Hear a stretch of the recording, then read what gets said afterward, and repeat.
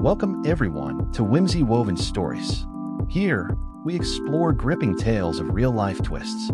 Join our storytelling community. I still can't believe how much effort I put into that birthday party. It was all me, from the very first idea to the last detail. Every dollar spent, every late night planning. I just wanted everything to be perfect. For her, my wife of 4 years, the woman I built my life around. I booked this stunning rooftop venue downtown with a skyline view that could stop traffic.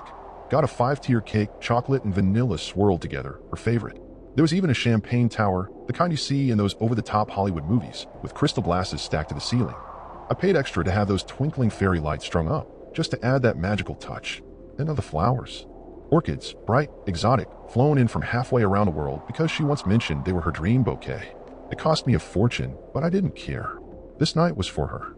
I wanted her to feel like the center of the damn universe. I stood there in my best suit, exhausted but proud, watching her laugh and sparkle under those lights, mingling with 60 of our closest friends and family. She looked stunning in the dress we picked out together months ago. And in that moment, I thought, this is what marriage is about, making her happy. Then she grabbed the mic. I figured she'd say something sweet. Maybe thank me. Maybe toast the party. But no. She raised her glass and said, "To Damon Rivera, my guiding light." Her voice rang out, crystal clear. I froze. That name, Damon. Her co-worker. The one she'd mentioned here and there like he barely mattered. She kept going. "He's been there for me through the hardest times." She smiled, giggled. Everyone clapped. My stomach dropped. I stood there trying to process, my fake smile glued to my face. I thought maybe she'd circle back and say something about me next. No. Instead, she looked at me with a smug little smirk, like she was setting up for a big punchline. She handed me a small gift bag and said, "For you, honey." People chuckled. I opened it. Not a watch, not a tie, nothing normal. Just a perfectly folded black t-shirt, designer brand. I pulled it out, and there it was, in big, bold white letters. Divorced. The whole room went silent. Then came the awkward laughs. She grinned like she just nailed a late-night stand-up set. Meanwhile, I stood there shaking, humiliated. 4 years. All the late-night bill payments, sacrifices, all the times I bent over backwards for her. And this was her idea of funny? My throat burned. I could feel every single person watching me, waiting to see what I'd do. I didn't scream. I didn't cause a scene. I just set the bag down, reached into my pocket, and pulled out the Cartier bracelet I'd gotten her as her real birthday gift, sleek, gold, elegant. The one I saved for months to buy. I placed it on the table next to the cake. No words. No drama. Then I turned around and walked out. The cold air slapped me the second I stepped outside. But I didn't stop. I kept walking, heart pounding, shoes echoing on the pavement, my lungs trying to catch up to the chaos in my chest. But I couldn't just leave it like that. That bracelet, that shirt, that stupid smirk. I turned back, stormed through the doors again, past the valet, through the crowd. I didn't make eye contact with anyone. Not the guests, not the waiters, not even her. She was still up front, still chatting with Damon like nothing happened. I walked straight to that damn table, grabbed the bracelet off the cloth, shoved it back into my pocket, and left again. For good this time. The valet had my car ready, a black sedan I insisted on when she begged for that overpriced SUV. I slammed the door, sat there in silence for a minute, and just breathed. My phone buzzed in my pocket. I ignored it. I pulled out into the street. The city lights blurred past me. 5 minutes later, the call started. Her name, over and over. I didn't answer. 10 missed calls, then 20, then 50. By the time I hit the highway, my phone was going off nonstop, like she thought she could call her way out of it. Like that would fix it. I parked outside my apartment and finally looked at my phone. 157 missed calls, all from her. I turned it off. Silence. And in that silence, something just snapped into place. It wasn't just the party. It wasn't just the shirt or the toast to another man. It was everything. Years of putting her first. Of trying to be the man she said she wanted. Of giving and giving, hoping one day she'd see me the way I saw her. And in return, I became the joke at her party. Well, no more. She made her statement with that t-shirt. Now I'm making mine with my absence. And this time, I'm not turning back. I grabbed my keys and stepped outside. The cold air hit my face like a slap. The apartment building stood there, tall and quiet, so familiar but suddenly foreign. It didn't feel like home anymore. It felt hollow, like something I'd outgrown without even realizing. I didn't know what came next. No idea where I was going to go or what I'd do. But I knew one thing for sure. I wasn't answering those calls. Not tonight. Maybe not ever. I didn't just walk out of that party. I walked out of the marriage, too. She could keep calling. I was already gone. The next morning, I woke up on the lumpy couch in Theo's spare bedroom. The place smelled faintly like old coffee and dust. My suit jacket was crumpled on the floor, my tie tossed over a chair like roadkill. I'd driven straight to Theo's after the party, phone still off, those 157 missed calls buried in the dark. Theo didn't ask much when I showed up. Just opened the door, handed me a beer, and let me crash. Sunlight was starting to creep through the blinds, cutting the bare walls into slices of light and shadow. I stared at the ceiling, still trying to figure out how my life blew up in one night. Theo shuffled in, his hair a mess, holding 2 mugs of coffee. He dropped one on the table next to me and settled into a chair that creaked under his weight. "You don't bounce back from something like that," he said. Calm, straight to the point. Like he'd already made peace with it for me. I didn't answer right away. Just held the mug, felt the heat press into my fingers, and let his words settle in. He was right. I knew it the second she handed me that t-shirt. Divorced. Like it was some clever little gift. But it wasn't just that night. It was everything before it. Every piece I ignored because I loved her. Because I thought that's what marriage was. I took a sip, coffee bitter and strong, and memories started pouring in. The time she asked me to move cities for her career. Said it'd be worth it. So I quit a good job, packed up our lives, and followed her. The promotions I passed on because she wanted me home more. "We're a team," she'd say, and I believed it. Vacations too. I skipped them, worked extra shifts so she could chase her dreams, attend conferences, build her career. I didn't complain. I thought I was doing the right thing, being steady so she could shine. And shine she did. People loved her laugh, her charm, the way she could own a room. And I loved that about her. But last night, under lights I paid extra to have strung across the rooftop, she lit up for someone else. Damon Rivera. Her guiding light, not me. I set the mug down, hands still shaky from the night before, and looked at Theo. "I gave her everything," I said. My voice was raw. He nodded. "Yeah, man." And she gave me a t-shirt. That one stung. I thought back to the party. 60 people standing around while she toasted another man and handed me a bag like it was some kind of joke. Did they laugh because they thought it was funny? Did they feel sorry for me? Or did they just not care? All I'd done, all I'd given, turned into a punchline. The room felt smaller then, claustrophobic. I stood up, walked to the window. Outside, the city was alive, cars honking, people rushing around. My life used to feel like that, full, busy, moving forward. Now I was just standing still, holding a bruised ego and a cooling cup of coffee. Theo didn't say anything, just sat there sipping, letting me think. He's known me since college. He didn't need to fill the silence. Finally, he asked, "What now?" I didn't know. But as I stared out at the skyline, something inside shifted. I wasn't that guy anymore, the one who kept saying yes while she called the shots. That guy walked out last night. I could still feel the Cartier bracelet in my pocket. Heavy, cold, expensive. The one I'd saved up for, the one I'd picked out because I thought she'd love it. The one I left on the table and then took back. Maybe Theo was right. You don't come back from something like that. But maybe you don't need to. I turned to him, jaw tight. "I'm done being disposable." He raised his mug. Good. About time. I didn't turn my phone back on for 2 days. Those 157 missed calls waited in silence. But I wasn't ready. Not for her voice, not for explanations, not for whatever twisted excuse she was going to offer. I stayed at Theo's. That creaky couch, that old coffee smell. It was the first time in years I didn't feel like I had to be anywhere for anyone else. But I couldn't stay there forever. I had a life to clean up, a marriage to bury, and I wasn't going to let it drag out longer than it already had. So I made a call, not to her, to Clara Mendes. A lawyer guy at work swore by. She didn't waste time with small talk. Her office downtown was packed with files, not smiles. She shook my hand, sat me down, and got right to the point. "What's your goal here?" she asked, pinpoised. I leaned back, bracelet still in my pocket like a stone I couldn't shake. "I want out. Quiet. No drama." She nodded. "Good. I don't do loud divorces. They're a waste of time." I liked her already. I told her about the rooftop party, the t-shirt, Damon, all of it. She didn't blink. Just wrote notes, asked questions. How long we'd been married. What we owned. Who paid for what. I told her most of it was me. The apartment. The cars. Even the damn party. She raised an eyebrow, but didn't say a word. Just worked. By the time I left her office, she had a plan. "We'll file quietly. You keep what's yours. She keeps what's hers. If she fights, we fight back." I walked out of that building feeling lighter, like I'd handed over something heavy I'd been dragging way too long. That night, I went back to the apartment. Our apartment.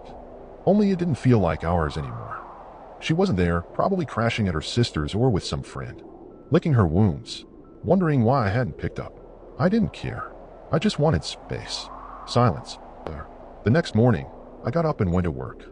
Took a day off after the party, but I needed something steady. Something real. My job's not glamorous, project management at a tech firm, but I'm damn good at it. I walked into the office, past the cubicles and that always broken coffee machine, and sat down at my desk. My inbox was chaos. I didn't mind.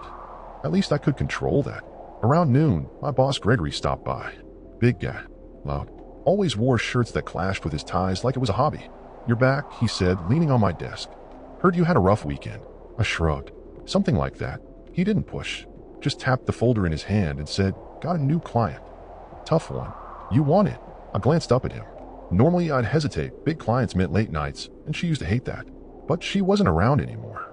"Yeah," I said. "I'll take it." Gregory grinned. "That's what I like to hear." The rest of the day flew by. I buried myself in the project, a startup that needed a complete systems overhaul. Messy, chaotic, demanding. But it was exactly what I needed. By the time I walked out of the office, the sun had disappeared behind the skyline, and for the first time in a long while, my head was clear. Her text started that way, right after the call stopped. At first, they were short. "Where are you? We need to talk." Then came the long, rambling messages about how it was just a joke, how she didn't mean it. I didn't reply. By Friday, Clara had the divorce papers ready. I signed them in her office without hesitation. My hand didn't even shake. It wasn't about getting back at her. It wasn't even about her anymore.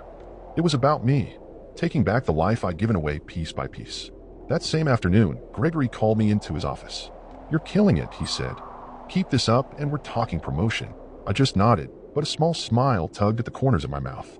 For the first time in years, I felt like I was actually moving forward, not for her, not for us, but for myself.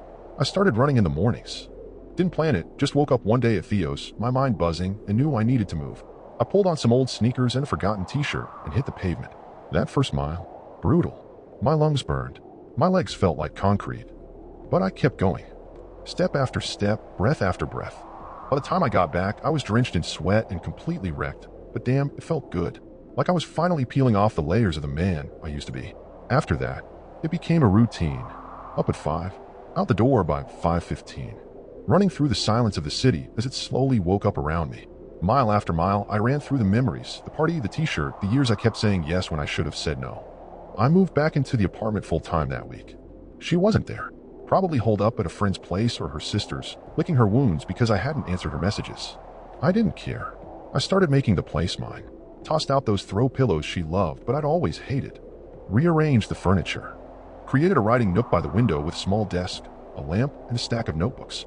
I started jotting down ideas, dreams, stuff I'd buried because there was never time, or because I was always too busy carrying both our weights. Then I built a vision board. Places I wanted to visit. Projects I wanted to try. It wasn't just a room anymore. It was a rebuild of me. Work got intense, but I leaned into it. The client Gregory handed me a complete nightmare, demanding, indecisive, relentless. But I handled it. Late nights turned into early morning runs, followed by coffee-fueled hours at the office. Yeah, I was tired, but it was a good kind of tired. The kind that meant you were finally working for something real. One day, I got a call from Sasha, a kid I'd met at a networking event the year earlier. "Hey man, I got this startup," he said, talking a mile a minute. "Me and my buddy Omar, we need help." We met at a downtown diner. Sticky tables, waitresses who called you honey, the whole vibe. Sasha had wild curls and a laptop covered in stickers. Omar was quieter, sketching out numbers on a napkin. They pitched me their idea, a delivery app for small local businesses. It was raw, unpolished, but it had spark.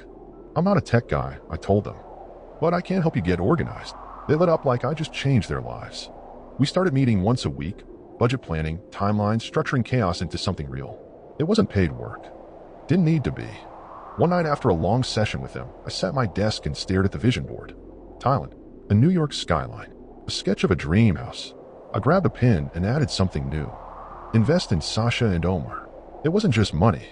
I wanted in on their journey. I wanted to see it grow. The runs kept me grounded. Each morning, I pushed harder, farther. My body changed. Shoulders wider, legs stronger. But the real change? I stopped being the guy who stood there holding that divorced t-shirt like a punchline. I stopped waiting for her to apologize. She didn't matter anymore. That apartment, it wasn't a battlefield anymore. It was my launch pad. One afternoon, my phone buzzed. It was Mark, an old friend from her circle. "You good, man? Heard she's not doing so hot." I didn't answer right away. Leaned back in my chair, the office humming around me, phones ringing, keyboards clacking. Not doing so hot. Good. I didn't wish her harm, but I sure as hell wasn't going to feel sorry. Mark texted again an hour later. Damien quit. She's scrambling at work. Damien Rivera. The guy she toasted at the party while I stood there holding that bag like a fool. Gone. Mark didn't know the details. Just said it happened fast. But I could picture it. She leaned on him. Built her image around him. Now he was gone, and she was flailing. I didn't smile, but I didn't feel bad either. I went back to my spreadsheet. The numbers blurred for a second. Then I blinked and refocused. This was my life now. Work, running, building Sasha and Omar's dream, and slowly, piece by piece, rebuilding mine. She didn't look back, just disappeared into the dark, the rain swallowing her up. I shut the door, locked it, and stood there for a minute in the quiet. It was over. Not just the divorce, not the legal stuff, but the part of me that used to wonder if she'd ever come around. She did, and it didn't matter anymore. Later that night, I called Theo. "You free?" I asked. He was. So I grabbed my guitar and headed to his place. The rain had slowed to a drizzle, the street slick and glowing under the streetlights. We ended up on his rooftop. The city stretched out beneath us, lights twinkling, the damp air cool against my skin. I played a few chords. He tapped a rhythm on the railing. We didn't talk about her. We didn't need to. The music filled the silence, rough, raw, honest. And for the first time in a long time, I felt peace. Not the loud kind, but the kind that settles deep in your bones. She was gone, and I was still here. Flash forward 1 year. I was backstage in Milan, hands steady, heart pounding. The hum of the crowd buzzed behind the curtain. It was exactly 1 year since that night. Since the party. Since the t-shirt. Since I walked away and took my life back. Now here I was at a sleek international conference about to give the keynote. The theme? Rebuilding after betrayal. My name was printed in bold on the program. I adjusted my tie, straightened my jacket, and took a breath. The stage manager nodded. I stepped into the lights. Applause washed over me, hundreds of faces watching. I walked to the mic, the sound of my footsteps loud in my ears. And just for a second, I saw it all again. The rooftop party. Her smirk. That stupid t-shirt with divorced printed across it. I smiled. I once paid for a birthday party where the only gift I got was a t-shirt that said divorced. I said into the mic. The crowd chuckled, a soft ripple. I didn't stop. 5 minutes later, I took back the gift I gave her, and my entire life with it. The room went still. They leaned in, and I told them everything. The 157 missed calls. How I walked out and didn't look back. The early morning runs. The long nights building something new. The blog that somehow turned into a movement. I never said her name. Didn't have to. This wasn't about her anymore. It was about me. About the people in that room who knew what it felt like to break and still stand back up. I told them how I signed the divorce papers with Clara. How I poured myself into Sasha and Omar's startup. How I stood on Theo's rooftop with a guitar and played through the rain. Betrayal doesn't end you, I said, looking across the room. It's a door. And you decide whether to walk through it. The words came easy. They were mine. And when I finished, the applause hit like thunder, loud, long, relentless. Backstage, people crowded around, organizers, attendees, someone with a podcast mic. I said yes to all of it. Later that night, I sat in my hotel room. The Milan skyline glittered outside the window. I scrolled through my blog. New comments had poured in. You changed my life. I'm walking through that door. I set my phone down, leaned back, and let the quiet settle in. A year ago, I was the guy who paid for everything, the cake, the flowers, her dreams, and walked away with nothing but a t-shirt and a bruised ego. Now I was here, speaking in Milan. Dubai behind me. More invites on the way. Sasha and Omar's app had launched last month. I wore my rebuilt shirt at their party, grinning as they toasted me. Theo had texted that morning. 1 year, man. You're a legend. I didn't feel like a legend. I felt like me. Stronger, yeah, but still the guy who liked his coffee too bitter and his runs too long. Her bracelet was still in a drawer back home, right next to her letter. But I hadn't looked at either in months. Didn't need to. She didn't matter anymore. I heard from Lisa she'd moved away. Started over. I didn't ask where. That chapter was closed. I poured a glass of water, stood by the window, and looked out over the city. The horizon stretched wide, endless. And I thought about what's next. More speeches. Maybe a book. Helping Sasha and Omar scale the company.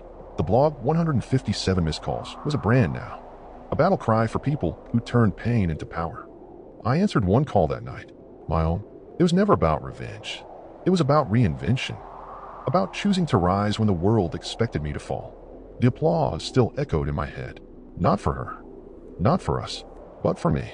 I raised my glass to the skyline, a quiet toast to the man I'd become, and the road still ahead. Dear all, please like, comment, and subscribe the channel for daily stories. It will also help us to beat the YouTube algorithm. Thanks for listening. Share your opinion in comment section and also do like and subscribe to the channel.